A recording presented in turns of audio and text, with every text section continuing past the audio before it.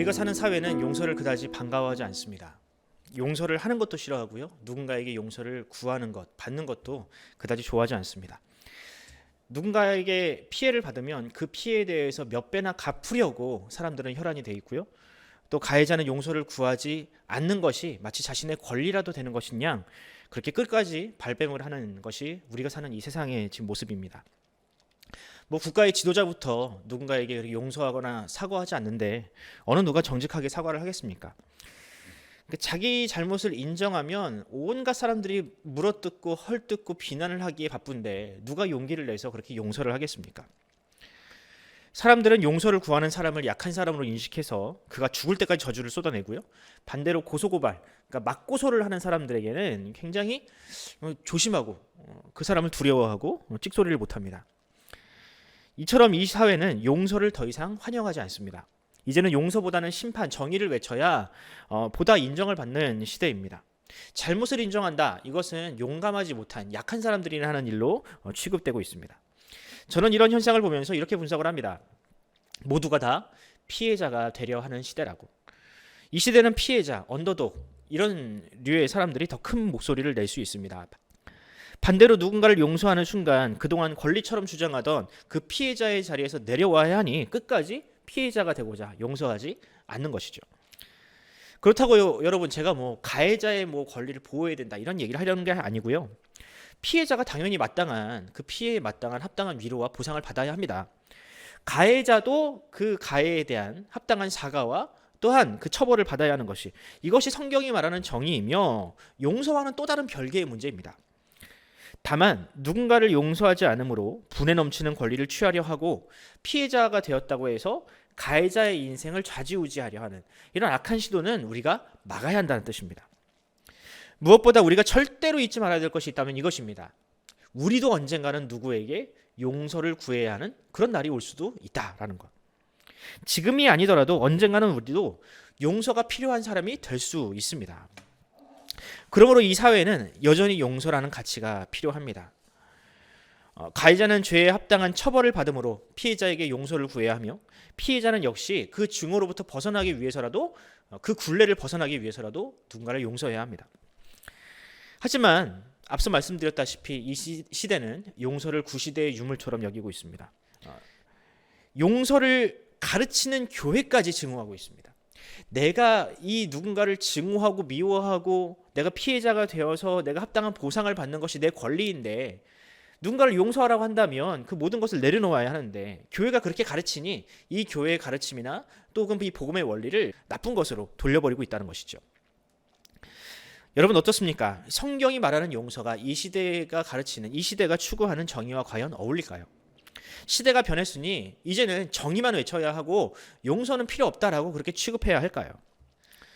오늘 본문이 우리에게 그 메시지를 전하고 있습니다. 오늘 본문의 배경은 그렇습니다. 예수님의 제자였던 베드로가 누군가를 용서할 때 7번이면 되겠습니까? 라고 질문을 했죠. 그때 예수님의 대답이 무엇입니까? 70번씩 7번이라도 하라라고 하시면서 오늘 본문에 나오는 이 비유를 들려주십니다. 오늘 본문의 비유는 1만 달란트 빚진 종이라는 비유입니다. 여러분들 다 아실 거예요. 여기에는 세 부류의 사람이 나오죠. 첫 번째, 용서한 사람이 등장을 하고요. 두 번째, 용서받은 사람이 등장하고 세 번째, 용서받지 못한 사람이 등장을 합니다. 용서한 사람 누굽니까? 1만 달란트를 탕감해 준 왕이죠. 용서받은 사람은 이것을 탕감받은 종입니다. 세 번째, 받지 못한 사람은 과연 누구냐? 이 용서받은 1만 달란트를 탕감받은 사람이 찾아간 동료 100데나리온 빚진 그 사람이 용서받지 못한 사람이었습니다. 예수님은 이 비유를 통해서 우리에게 어떤 말씀을 하고 싶으실까? 먼저 오늘 본문이 우리에게 주는 첫 번째 교훈은 이것입니다. 용서는 하나님에게서부터 시작되었다라는 겁니다. 용서는 하나님에게서부터 시작되었습니다. 이 비유에 나오는 왕, 이 왕은 너무나도 명확하게 하나님이십니다. 그리고 종은 누굴까요? 바로 우리들입니다. 종이 왕에게 1만 달란트를 빚졌다라는 것은요, 우리도 하나님께 빚이 있다는 뜻입니다. 그리고 그 빚은 1만 달란트와 같이 도저히 우리가 갚을 수 없는 빚이라는 겁니다. 1만 달란트가 그러면 얼마냐? 이걸 오늘날의 환율로 비유해 보면 대략 한 3조에서 5조 정도 된다라고 하더라고요. 상상이 안 가시죠? 지금같이 고금리 시대에 1억만 빚져도 그 이자 때문에 그냥 너무나도 지옥 같은 삶을 사는데 3조, 뭐 5조 이러면 우리의 상상력을 벗어나는 빚입니다. 사람이 한 개인으로서 이런 빚을 질 수가 있나요, 여러분? 아마 이 종이 진 이 1만 달란트라는 빚은요, 개인이 진 빚이 아니라, 그러니까 왕의 종이잖아요, 신하잖아요.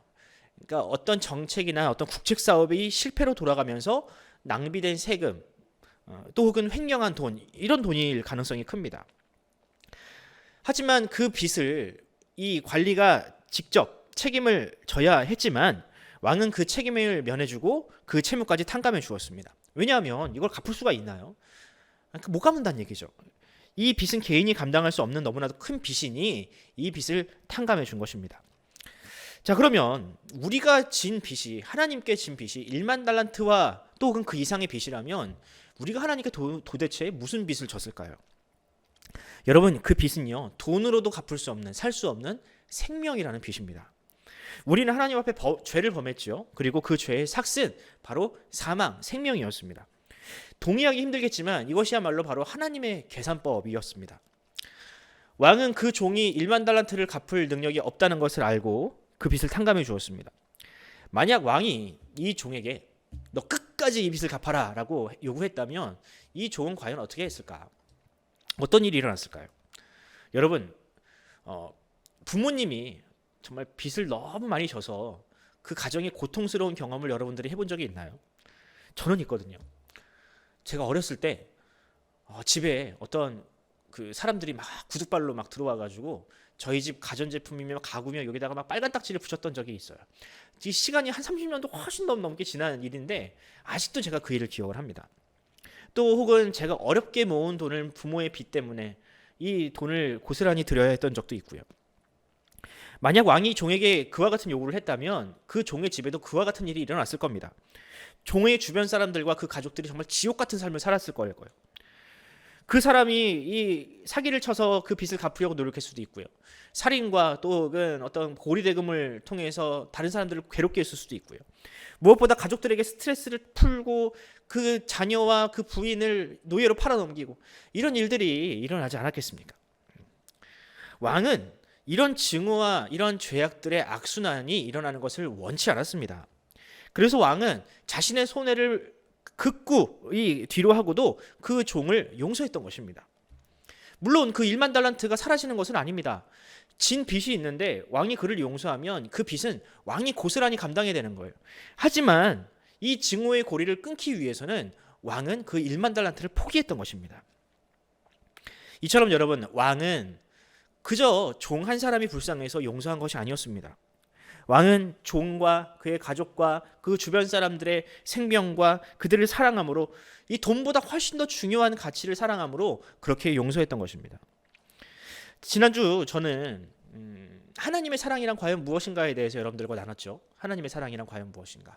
제가 결론 내리기를 하나님의 사랑은 타인과 자신을 동일시하는 것이다.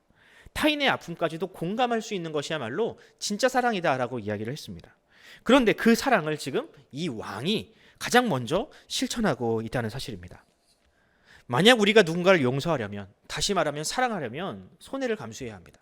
근데 사람의 본성이라는 것이요, 내가 누군가에게 먼저 큰 빚을 지지 않는 이상, 그런 사랑을 받지 않는 이상 다른 사람을 그렇게 용서할 수 없다는 겁니다. 반드시 그 사랑과 용서가 가능하기 위해서는 더 큰 사랑, 더 큰 용서가 우리에게 다가와야, 그것을 경험해야, 그래야만 용서하고 또한 사랑할 수 있다는 겁니다. 그렇지 않으면 이것은 사람의 능력을 벗어나는 일입니다. 내가 누군가에게 10만 원 빚을 탕감해 주려면 반드시 누군가에게 100만 원이라는 이 빚을 우리가 탕감받아야만 한다는 것이죠. 그래야만 겨우 우리가 용서할 수 있다는 겁니다. 사람은 첫 번째 용서를 경험하지 못하면 결코 다른 누군가를 용서할 수 없습니다. 이것을 경험하지 못한 사람들에게 누군가를 용서하세요라고 그냥 말로만 얘기하는 것은요, 이것은 일종의 폭력과도 같습니다. 그러므로 여러분들에게 묻습니다. 여러분들은 과연 이 성경이 말하는 그 첫 번째 용서를 경험하셨습니까? 무한한 포기와 무한한 용서로 우리를 사랑하신 그 하나님의 용서를 우리는 과연 경험했나요? 이 사랑을 경험하지 않는다면 우리는 결코 사랑과 용서의 가치에 대해서 눈뜰 수가 없습니다. 이 가치를 모르면 다른 누군가를 절대로 용서할 수 없습니다. 그러므로 우리는 반드시 하늘로부터 오는 용서, 하나님의 사랑을, 그 무한하신 용서를 경험해야만 합니다. 이어서 우리는 오늘 이 비유를 통해서 하나님은 우리에게 심판자의 자격을 맡기지 않으셨다라는 사실을 발견하게 됩니다. 오늘 본문에서 우리가 주목해야 할 것은 이 등장인물들의 호칭입니다. 마태복음은 오늘 본문에 등장하는 사람들을 부를 때 그 호칭을 철저히 구분하고 있거든요. 첫 번째, 빚을 탕감해 준 사람을 왕으로 부르고 있고요. 그리고 용서를 받은 사람을 신하가 아니라 종으로 칭하고 있습니다. 그리고 이 세 번째 등장인물, 그 종에게 100데나리온 빚졌던 사람을 뭐라고 부르느냐? 바로 동료라고 부르고 있습니다. 동료. 왕에게 빚을 탕감받은 이후에 이 1만 달란트 탕감받은 사람이 곧장 자신의 동료를 찾아갑니다. 그리고 그 동료에게 내가 얼마 전에 빌려준 100데나리온을 지금 당장 갚아라라고 이야기를 합니다. 1만 달란트가 한 3조에서 5조라면 이 100데나리온은요 한 500만 원에서 한 1000만 원 정도가 되는 돈입니다. 크다면 크지만 우리는 이미 너무 눈높이가 높아져 있잖아요. 1만 달란트라는 어마어마한 돈을 보았기 때문에 이 100데나리온 정도는 아무런 크게 와닿지가 않습니다. 문제는 이 채무 관계가 어떤 관계에서 일어나느냐, 이것을 우리가 좀 주목해야 합니다. 이 채무는요 왕과 종이 아니라 종과 종, 즉 동료 사이에 일어난 채무 관계였습니다. 그들의 신분은 같았으며 누가 누군가의 위에 올라설, 지배하거나 또는 함부로 할 수 있는 자격이 전혀 없었습니다. 하지만 이 1만 달란트 빚진 종은 이것을 망각하죠. 그리고 단지 그 동료가 나의 돈을 좀 빌려갔다는 이유로, 그것을 좀 높게 갚는다는 이유로 그 동료를 지금 종처럼 취급하고 있습니다. 방금 전까지만 해도 지금 왕 앞에서 진짜 싹싹 빌면서 내가 어떻게든 갚겠다라고 이야기를 하면서 범법자 취급을 당했던 그 사람이 이 사실을 지금 망각하고 친구이자 동료에게 찾아가서 마치 왕과 같은 행세를 하고 있다는 것이죠. 여러분 어떻습니까? 이것이 과연 정당합니까? 누가 그 종에게 그 동료를 그렇게 함부로 대할 수 있는 권리를 주었습니까? 종에게는요 그 종을, 동료를 심판할 자격이 없었습니다. 빚이 있다 하더라도 이것이 달라지지 않습니다. 빚이 있다고 다 노예가 되고 종이 되면 이 세상이 과연 어떻게 되겠습니까, 여러분? 우리나라 법에도 마찬가지입니다. 피해자가 자신이 피해를 입었다고 가해자를 직접 찾아가서 그를 처벌한다? 이거 용납되지 않습니다. 그건 어디까지나 공권력이 해야 할 일이며 개인에게는 그런 권리나 자격이 주어지지 않습니다. 하지만 이 종은 그것을 망각했다는 거죠. 그리고 왕처럼 행세하고 있습니다. 종의 죄는 단지 빚을 좀 안 갚았다 이게 아니라요, 그 지위를 망각하고 다른 사람 앞에서 왕처럼, 다른 사람을 노예처럼 부리고 있는 이 죄가 바로 그의 가장 큰 죄였습니다. 이 죄는 사실 우리 모두의 죄이기도 합니다. 그리고 거슬러 올라가다 보면 사람이 가장 먼저 지었던 죄 중에 하나예요. 이 죄는 에덴에서부터 시작되었습니다. 선악과를 따먹은 아담이 그 자신의 죄를 묻는 하나님 앞에 어떻게 반응합니까? 이 죄는 저 하와, 나에게 이 선악과를 따서 먹게 한 저 하와에서부터 시작되었습니다. 나는 죄가 없고 저 하와가 죄인입니다 라고 그렇게 비난하지 않았습니까? 핑계대지 않았나요? 이 역시 마찬가지로, 이 아담과 하와 역시 마찬가지로 하나님과 같은 자리에 서서 다른 사람들을 비난하고 판단하는 그런 죄를 범하고 있다는 겁니다.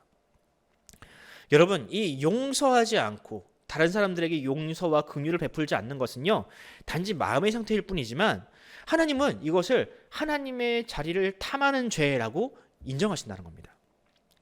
그럼 어떻게, 왜 이런 그냥 마음의 상태일 뿐인데 왜 그렇게까지 심각하게 생각을 하시는가?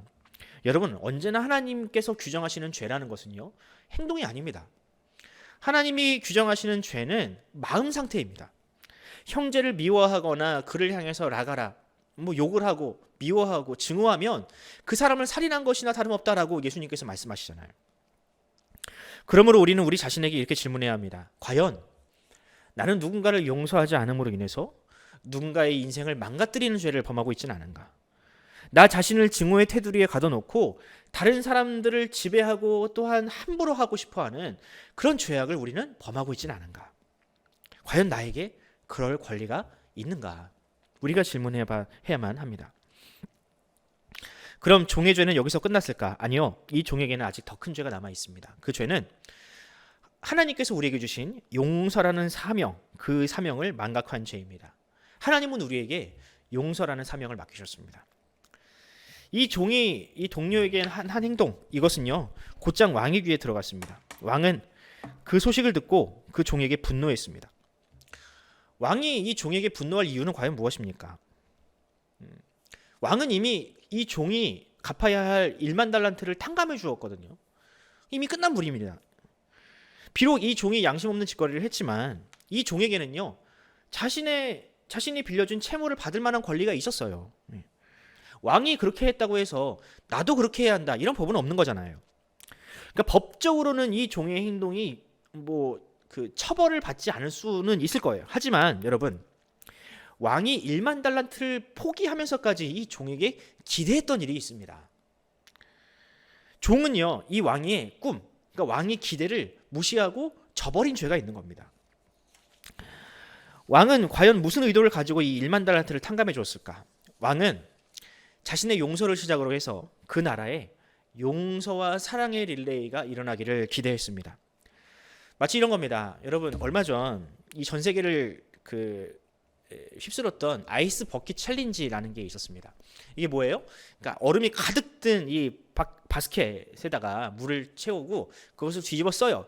그리고 나서 나는 이런 선행을 할 것이고 이 다음에는 누가 이 아이스 버킷 챌린지를 이어받을 것이다. 이렇게 지목을 하잖아요. 그래서 계속 이 아이스 버킷 챌린지가 이어지면서 이 선행의 물결이 퍼져나가는 것. 이것이 얼마 전에 있었던 일입니다. 여러분, 왕이 기대했던 것이 바로 이와 같은 효과라는 것이죠. 왕은 스스로 큰 희생을 감수함으로 그 스타트를 끊었으니 이제는 다른 이들이 그 영향을 받아서 다른 누군가에게 그렇게 용서하고 사랑하고 선행을 베푸는 그런 아름다운 일들이 자신의 나라에서 일어나기를 소원을 했을 겁니다. 너무나도 아름다운 꿈을 꾸었던 것이죠. 그런데 이 꿈이 1만 달란트를 빚진 사람, 그 사람에게서 그냥 끝나버렸습니다. 이것은요 1만 달란트를 포기해서라도 이 왕이 보고자 했던, 저 꿈꿨던 너무나도 아름다운 소원이었지만 이 사람으로 인해서 망가졌다고요. 왕은 1만 달란트도 잃었고요. 이상적인 나라에 대한 소망도 지금 사라져 버렸습니다. 그 가치는, 왕이 꿈꾸었던 가치는 1만 달란트 이상이었는데 지금은 1만 달란트도 잃었고 그 꿈도 지금은 그냥 수포로 돌아갔다고요. 이것은 왕의 사랑에 대한 배신이요, 왕의 비전, 왕의 꿈을 거절하는 반역과도 같은 행위였습니다. 그래서 왕은 분노했고 그 사람을 다시 옥에 가두었던 것입니다. 여러분, 이것이 바로 그 종이 지었던 가장 큰 죄목이었습니다. 하나님의 나라를 거절하고 심지어는 방해까지 한 죄. 이 죄를 여러분 어찌 가볍다고 이야기할 수 있겠습니까? 그런데 문제는요, 지금 우리에게도 그와 같은 죄가 있다는 사실입니다. 하나님이신 예수님은 이 땅 가운데 오셔서 우리를 위해서 너무나도 값진 희생을 베풀어 주셨습니다. 그리고 우리의 생명을 우리에게, 그 영원한 생명을 우리에게 내어 주셨습니다. 예수님은 본래 우리가 져야 할 죽음, 그 죽음을 지시고 십자가에 달려 돌아가셨습니다. 그리고 심지어는 우리에게 하나님의 자녀라는 거룩한 칭호까지 우리에게 맡기셨습니다. 여러분, 앞서 말씀드렸다시피 하나님께서 우리에게 주신 구원은요, 단지 우리만을 사랑해서 주신 꿈이 아니라고요. 구원이 아니라고요. 죄로 인해서 모든 관계가 단절되고 서로를 향해서 증오하고 미워하는 이 악한 세상을 구원하시려는 하나님의 뜻이 바로 십자가의 목적이었습니다. 그 희생, 그 사랑은 우리를 통해서 전파되어야만 했습니다. 우리가 누군가를 사랑하고 우리가 누군가를 용서함으로 말미암아 그 희생, 그 사랑이 전파되어야 했다고요. 그 용서가 어디서부터 시작되었는지를 사람들에게 알려주어야 했다고요. 하지만 정작 그 사랑을 받고 그 사랑을 실천해야 할 우리는 지금 어떻게 하고 있습니까? 교회와 그리스도인들이 과연 그 일을 하고 있습니까? 아니지 않습니까? 오히려 더 독한 말로 사람들을 막 증오하고 자신의 어떤 정치적인 입장과 다르다고 다른 사람들을 정죄하고 마귀와 싸우라고 주신 하나님의 말씀을 가지고 다른 사람들을 공격하는 그런 어처구니 없는 일들을 지금 저지르고 있지 않습니까? 지금 우리가 처해 있는 현실이 이 비유에서 나오는 상황과 무엇이 다르겠습니까, 여러분? 여러분, 십자가는 단지 우리만을 위한 희생이 아닙니다. 십자가는 우리의 죄의 사슬을 끊기 위해서, 또한 증오의 굴레 속에 갇혀있는 우리를 해방시키기 위해서 하나님께서 행하셨던 하나님의 아이스 버킷 챌린지였습니다. 그러므로 사랑하는 성도 여러분, 우리가 반드시 기억해야 할 줄로 믿습니다. 만약 우리가 누군가를 여전히 증오하고 있다면, 미워하고 있다면, 그 말은 우리도 이 종과 같이 누군가를 심판하는 심판자가 되고 있다는 뜻입니다. 증오라는 죄가 우리 안에서 여전히 해결되지 않는 한 예수님의 십자가의 은혜가 무슨 뜻인지를 우리가 모르고 있다는 뜻입니다. 우리에게 맡겨진 사명이 무엇인지를 모르고 있다는 뜻입니다. 물론 우리가 맡은 이 용서라는 사명, 죄의 본성을 가지고 있는 우리들과는 너무나도 거리가 먼 사명 같습니다. 우리가 아무리 구원받은 하나님의 백성이라고 해도 여전히 남아있는 우리의 죄성은 용서를 싫어하고요, 우리 곁에서 우리에게 속삭이고 있는 이 약한 영들은요, 끊임없이 우리에게 증오하라고 이야기를 합니다. 그래서 예수님은요, 우리가 날마다 암송하는 주기도문을 통해서 우리에게 이렇게 말씀을 하십니다. 마태복음 6장 12절 말씀입니다. 우리가 우리에게 죄 지은 자를 사하여 준 것 같이 우리 죄를 사하여 주옵시고. 아멘. 여러분, 이 말이 내가 누군가를 용서하지 않으면 하나님도 우리를 용서하지 않겠다, 이런 말인가요? 아니잖아요, 여러분. 이 비유가 우리에게 분명히 그것을 가르치지 않습니까? 누가 먼저 용서하셨어요? 하나님, 왕이신 하나님께서 우리를 먼저 용서하셨다고요. 중요한 것은 뭐냐면 그 용서의 사명이 우리에게 있다는 사실을 망각하지 않는 것입니다. 또 그것이 우리에게 너무나도 어려운 일이니 주기도문과 같은 기도를 통해서 우리가 날마다 그 용서의 능력을 우리에게 주십사, 하나님께 그 능력을 구하여야, 그렇지 않으면 우리가 도저히 누군가를 용서할 수 없다는 것, 이것을 우리에게 보여주는 것입니다. 우리는 기도해야 다른 누군가를 용서할 수 있습니다. 마태복음 18장에서 예수님은 다음과 같이 결론하십니다. 너희가 각각 마음으로 형제를 용서하지 아니하면 나의 하늘 아버지께서도 너희에게 이와 같이 하시리라. 여러분, 용서를 통해서 여러분 자신을 구원하시기 바랍니다.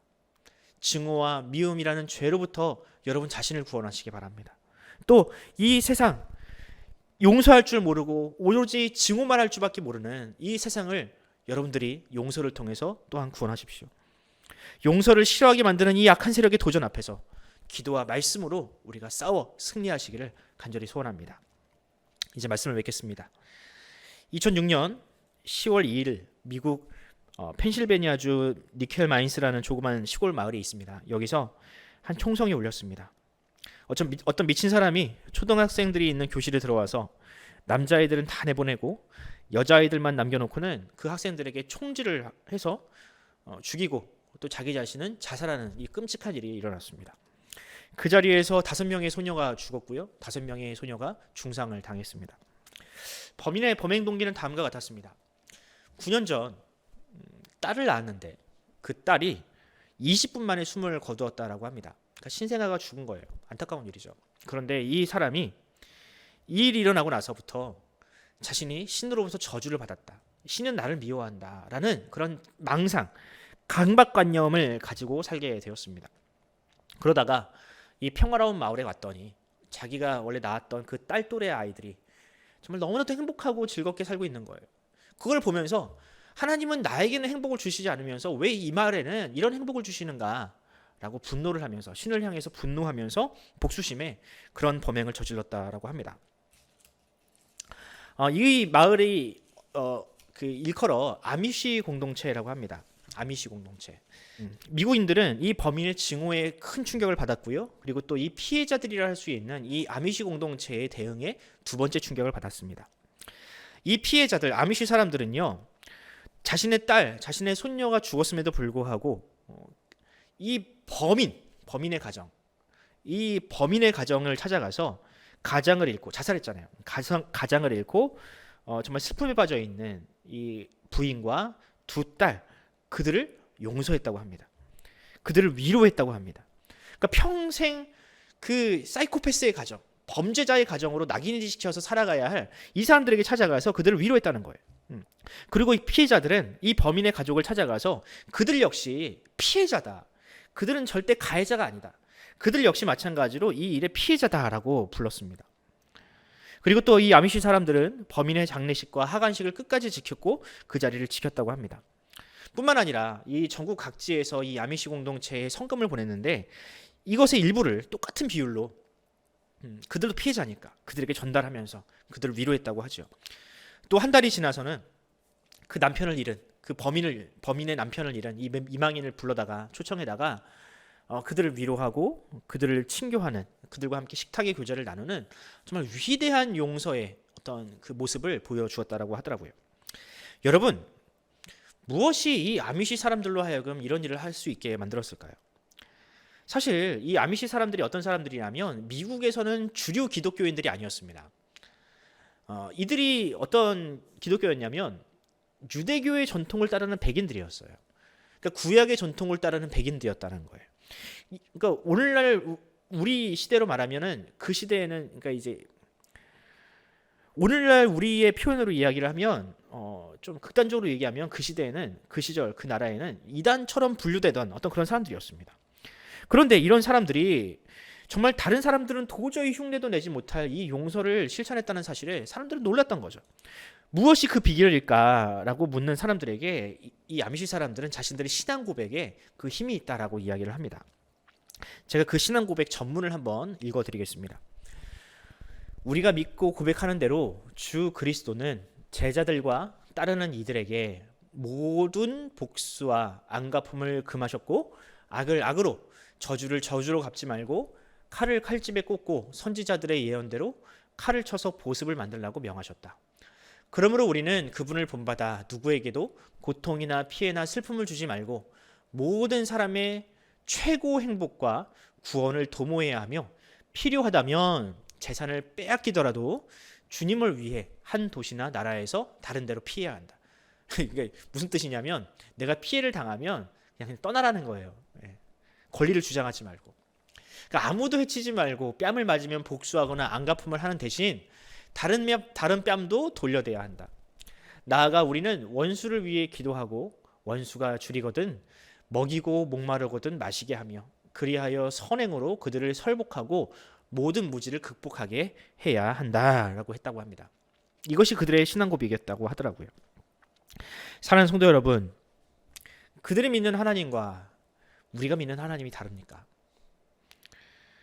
그렇다면 다르지 않다면 그들이 받은 사명과 우리가 받은 사명도 다르지 않을 겁니다. 물론 이것이 너무나도 힘든 일이죠. 어려운 일이라는 것을 알고 있습니다. 하지만 하나님의 말씀은 시대가 흘러도 변함없는 진리를 담고 있다는 사실을 우리가 믿어야 합니다. 이 시대의 정의와 어울리지 않는다. 이 시대는 더 이상 용서가 필요하지 않다라고 사람들이 아무리 이야기를 해도요. 하나님의 말씀 가운데 그것이 하나님의 정의이고 하나님의 뜻이라면 우리가 그것을 순종해야만 합니다. 여러분, 세상을 구원하는 것은요, 증오도 아니고요. 그 알량한 자유, 정의 이것도 아닙니다. 세상을 구원하는 것은 오직 사랑입니다. 오직 하나님만이 유일한 심판자이시오 왕이심을 고백하고 하나님께서 우리에게 맡기신 그 용서의 사명을 우리가 끝까지 감당할 때 예수님께서 먼저 보여주신 희생하신 그 사랑과 용서를 우리가 실천할 때 이 세상은 비로소 구원 얻을 수 있습니다. 자신을 아낌없이 내어주셨던 그 예수님의 사랑이 바로 저와 여러분을 통해서 전파되기를 바랍니다. 세상이 할 수 없는 그 용서를 우리가 감당하고 그것을 전파하고 이로 말미암아 세상을 더 아름답게 만드는 저와 여러분이 되기를 간절히 축원합니다.